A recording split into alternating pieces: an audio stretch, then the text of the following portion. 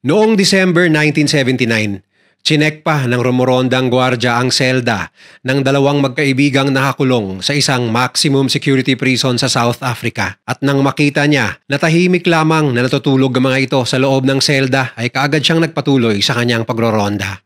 Ngunit lingid sa kanyang kaalaman na sa mga oras na yon ay abala na pala ang magkaibigang ito sa kanilang tila imposibleng pagtakas mula sa notorious na kulungan na ilang buwan na nilang pinaghandaan gamit ang diskarte, lakas ng loob at papel. Paano nila ito nagawa?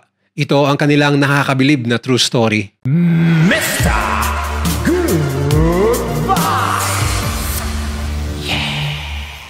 Ikinulong ang magkaibigang Tim Jenkin at Stephen Lee sa notorious na Pretoria Central Prison sa South Africa noong 1978 dahil pinagbintangan silang mga terorista ng mga otoridad matapos magwelga laban sa apartheid na isang malupit na sistema sa kanilang bansa ng segregasyon sa pagitan ng mga native na Afrikano at ng mga puting South African. Parehong white South African sina Tim at Stephen, subalit hindi sila sang-ayon sa pang-aapi sa mga native African ng mga namumuno sa bansa. Kaya aktibo ang dalawa laban sa racial segregation at ito pala ang naging mitsa ng pagkakakulong nila ng 12 years sa nasabing maximum security prison. Notorious ang Pretoria noon dahil sa mga nakakulong ritong mga political prisoner kagaya ng magkaibigang Tim at Stephen. Ngunit ang hindi alam ng mga otoridad, walang planong tumagal sa loob ng kulungan ng magkaibigan at desidido silang tumakas mula dito anuman ang mangyari. Subalit ang pag-eskapo mula sa Pretoria Central Prison ay hindi magiging madali. Ang kulungan ay pinalilibutan ng nagtataasang mga metal na pader at tila imposibleng akyatin dahil 24/7 na nagpapatrolya ang mga armadong gwardya sa taas. Nakakalat din ang mababangis na guard dogs tuwing gabi na kayang-kayang lapain ang kahit sinong preso na magtatangkang tumakas. Pero hindi ang mga pader, mga gwardya o kahit na ang mga trained na aso ang kailangang problemahin ni Tim at Stephen. Habang dinadala ng mga jail guard si Tim Jenkin at Stephen Lee papunta sa kanilang mga selda, nalula sila dahil sa dami ng dinaanan nilang mga nakakandadong pinto. Ilan rito ay gawa sa mabibigat na bakal, ang iba naman ay gawa sa mga rehas, habang meron namang mga pinto na gawa lang sa kahoy. Kahit bago pa lang silang salta sa kulungan, nagsimula na kaagad si Tim at Stephen sa kanilang kaabang-abang na prison escape. Sinuri nilang mabuti ang mga matataas na bakod at baka meron silang makitang mga oportunidad roon. Lahat ng mga political prisoner ay nasa magkakatabing selda sa pangalawang palapag ng Pretoria. Dahil doon, talagang hindi naman sila pupwedeng gumawa ng underground tunnel upang tumakas. Ang tangi posible nilang lagusan tungo sa kalayaan ay walang iba kundi ang hindi mabilang ng mga nakalak na pintuan sa loob ng kulungan. Sakto namang may angking talento si Tim Jenkin na magbukas ng mga kandado gamit lang ang mga wire upang manipulahin ang mekanismo nito. Kaya naman napagtanto ng magkaibigan na meron silang malaking tsansa na makaalis sa masalimuot nilang sitwasyon. Pero bago man nila mabubuksan ng mga pinto sa loob ng kulungan, kailangan nila munang lagpasan ang kandado sa pinto ng kanilang selda. Hindi lamang isa kundi dalawang bakal na pintuan. Paano nila ito gagawin?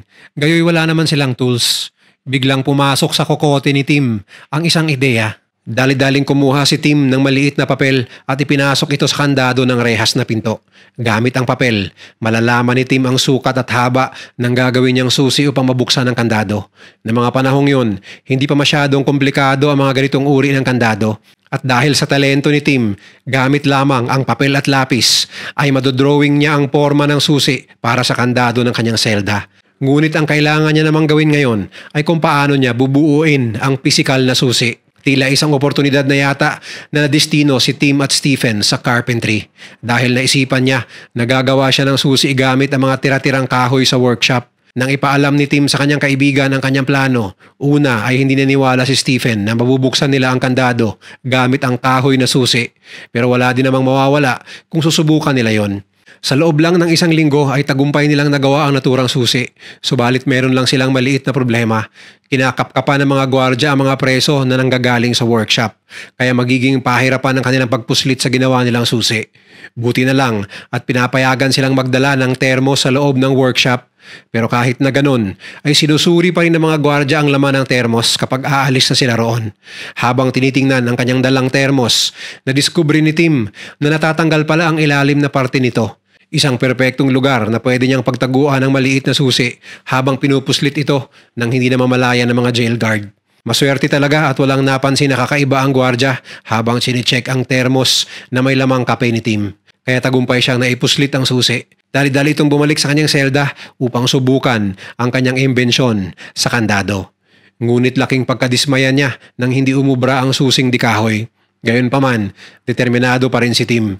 Sinubukan niyang i-adjust ang forma ng susi at dahan-dahang inukit ang tamang sukat ng mga ngipin nito. Paulit-ulit niyang sinubukan ang susi patungo sa kandado hanggang sa huli niyang pagpihit rito, sa wakas ay tumunog na ang lock.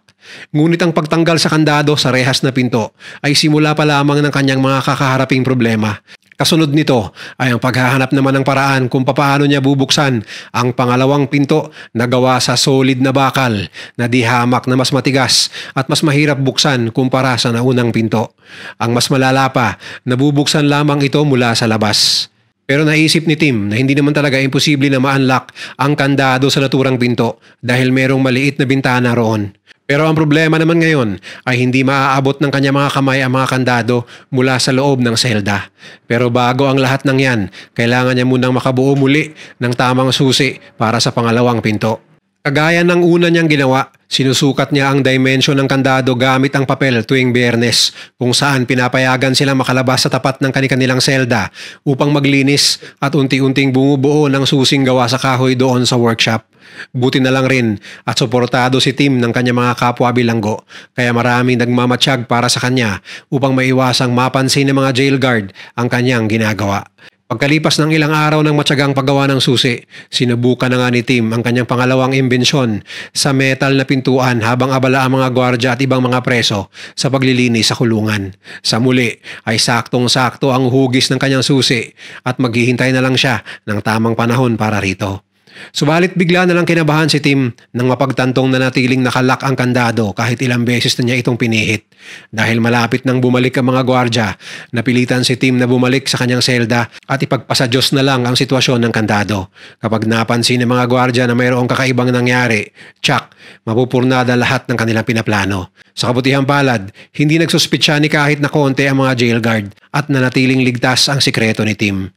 Doon naman sa problema kung paano nila bubuksan ang pinto mula sa labas, nakaisip na naman si Tim ng isang kamanghamanghang solusyon sa pamamagitan ng kanilang mga walis.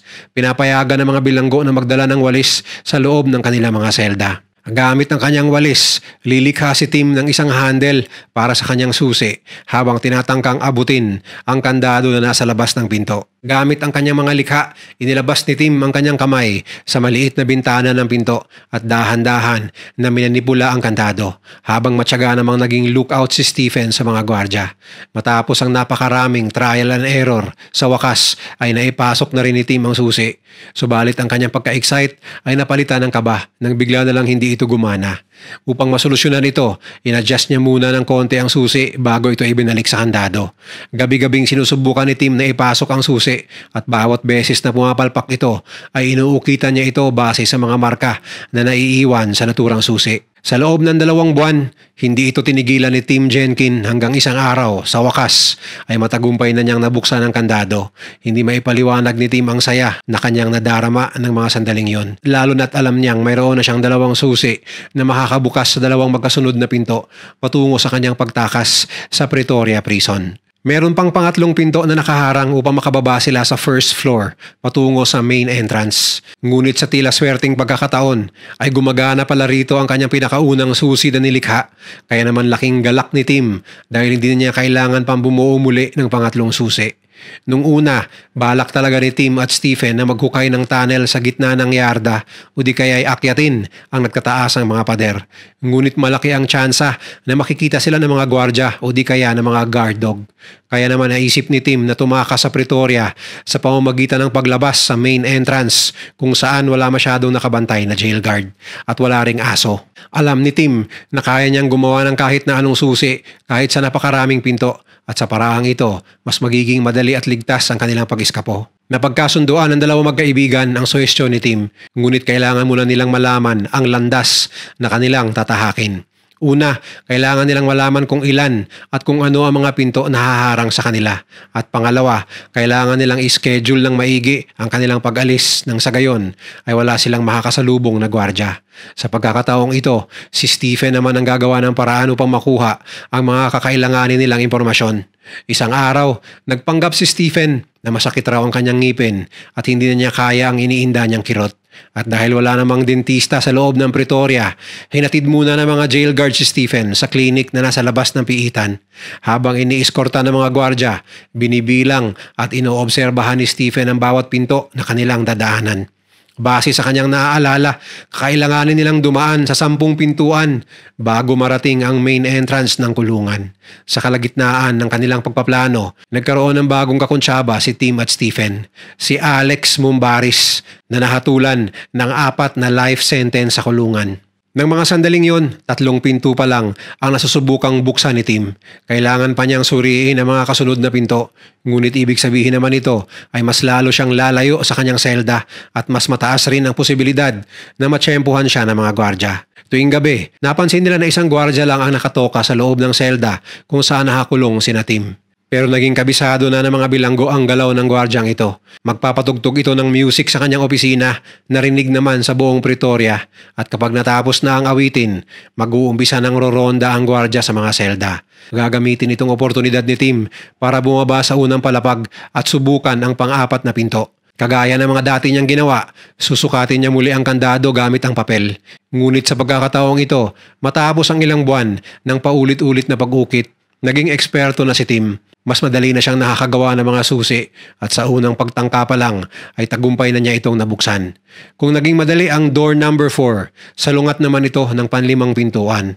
Mayroon silang bagong kakaraping problema dahil ang door number 5 ay katabi lamang ng opisina ng mga gwardya. Pero dahil nga kabisado na nila ang schedule ng gwardya na naka-duty tuwing gabi, pwede nang puntahan ni Tim at Alex ang 5 pinto habang tumutunog ang music at ang gwardya ay nagre-relax sa opisina. Meron lamang silang 10 minuto para gawin ang mga dapat nilang gawin at kailangan na nilang bumalik sa selda. Abay kung siniswerte nga naman sina Tim at Alex, gumagana rin pala ang susi ng door number 4 para sa door number 5. Subalit nang marating nila ang pang-6 na pinto, tila ba kakaiba ang forma nito kaysa sa mga naunang pinto. Sinubukan ni Tim ang lahat ng dala niyang susi, ngunit walang ni isa sa mga ito ang gumana. Pumapatak na sa mukha ni Tim ang pawis at kitang-kita na ang nginig sa kanyang mga kamay dahil sa tensyon. At matapos ang ilang minuto, napagdesisyonan nila na bumalik muna sa kanilang mga selda. Muntik pa nga nilang makasalubong ang jail guard, pero buti na lang at bahagya na silang nakalagpas sa mga pintuan nang makabalik ang rumorondang gwardya sa kanyang opisina. Pagkatapos ng araw na yun, hindi pa rin mapakali si Tim. Determinado siyang mabuksan ang lahat ng pintuan at gigil na siyang makatakas. Hindi na siya makatulog sa kakaisip ng paraan paano niya maa-unlock ang pang-6 na pintuan hanggang pang-10. Iba talaga ang forma ng pang-6 na pinto, kaya naman naisipan ni Tim na gumawa ng bagong susi, isang universal na susi na kayang buksan ang kahit na anong kandado. Gamit ang mga metal wire at kahoy na handle, nakabuo si Tim ng isang disenyo na swak sa kahit anong lock dahil gusto na niyang buksan lahat ng 10 pinto sa loob lamang ng isang gabi. December 11, 1979, dumating na rin sa wakas ang araw na pinakahihintay ni Tim, Stephen at Alex. Ang araw ng kanilang makasaysayang pagtakas sa maximum security prison ng Pretoria. Nang araw na yon, labis ang nerbiyos na nadarama ng tatlo. Bago nila sisimulan ng pagtakas, sisiguraduhin muna nilang dala nila ang mga ninakaw nilang mga tools at mga damit na gagamitin nila sa labas at inayos muna nila ang kanilang mga kama na animoy may mga taong natutulog gamit ng mga lumang uniforme ng preso na hinugis nilang tao sa ilalim ng kumot. Parte rin ng kanilang plano ay ang pagputol sa kuryente upang dumilim ang mga selda. Isa sa mga tutulong sa kanila ay ang isa ring nakakulong na aktivista, si Dennis Goldberg, na siyang nangakong magdidistract sa mga gwardya.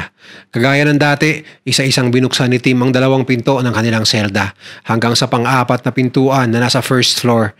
Habang rumoronda ang gwardya sa taas, dali-dali nilang pinutol ang circuit breaker ng kuryente ng kulungan at kaagad silang tumakbo patungo sa pan-5 pintuan na madali nilang na-unlock gamit ang susi para sa pang-4 na pinto. Kasunod na nito ang pinakamahirap na lock, ang door number 6, na gagamitan ni Tim ng kanyang special na susi na gawa sa metal na wire. Napractice na nila ito noon kaya nabuksan niya ang kandado ng walang kahirap-hirap. Pagkatapos nun ay bumalandra sa kanilang harapan ang door number 7. Medyo madali lang ito kumpara sa iba kaya ginamitan lang ito ni Tim ng mga simpleng tools kagaya ng kutsilyo. At kagaya naman ng dati, ang pang-8 pinto ay naiwang nakabukas. Ang pang-9 na pinto naman ay may kandado na pwedeng buksan ng susi na gawa para doon sa pang-4 at pang-5 pintuan. Ang pinakahuling pintuan, ang door number 10, na gawa lamang sa kahoy ay direktang magdadala sa kanila palabas ng kulungan. Ang huling challenge na haharapin ng 3 preso. Subalit wala ni isa sa mga susing dala ni Tim ang gumagana sa kandado nito. Buong akala ni Tim ay napaka-easy lang ito dahil nga gawa lang ang pinto sa kahoy. Subalit ito na yata ang pinakamahirap niyang suliranin. Kailangan niyang magmadali dahil anumang oras ay baka madaanan sila ng mga gwardya. Halos 20 minutes nang nakatenga si Tim, Stephen at Alex sa huling pintuan, ngunit hanggang ngayon ay hindi pa rin ito nabubuksan. Mas lalo silang nabahala nang bumalik na ang kuryente sa paligid at rinig na nila ang mga yapak ng gwardya na papabalik na sa kanyang opisina, kaya't hindi na sila pwede pang umatras at kailangan na nilang tumakas ng gabing yon. Wala na silang ibang choice kundi ang subukang sirain ang lock.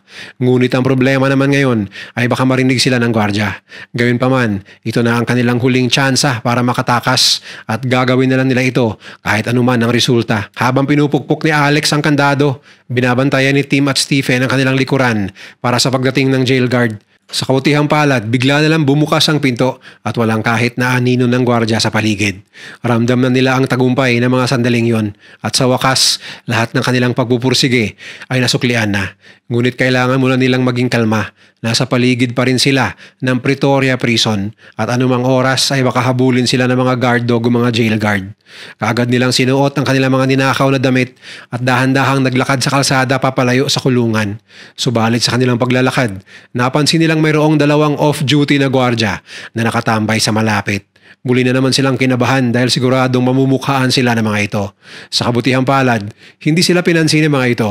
Pagkalipas ng ilang metrong paglalakad, sa wakas ay makakahinga na ng maluwag sina Tim, Stephen at Alex.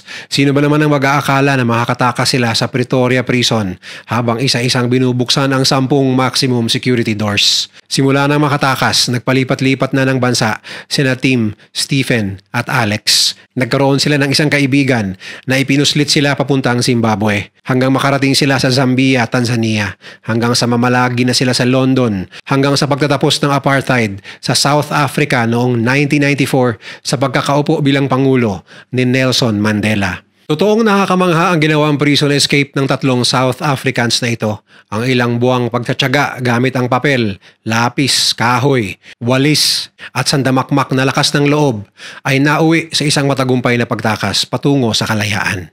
Sa lupit at linis ng kanilang pagtakas, naging paksa ito ng maraming dokumentaryo, YouTube videos at isang pelikula na pinagbidahan pa ni Daniel Radcliffe, ang Escape from Pretoria na pinalabas noong 2020 na base sa kanilang kagilagilalas na pagtakas. Kung nagustuhan mo ang video na to, share mo naman sa iba at mag-subscribe ka na rin. Panoorin mo na rin yung mga videos na nasa kanan para lalo pang maubos ang oras mo.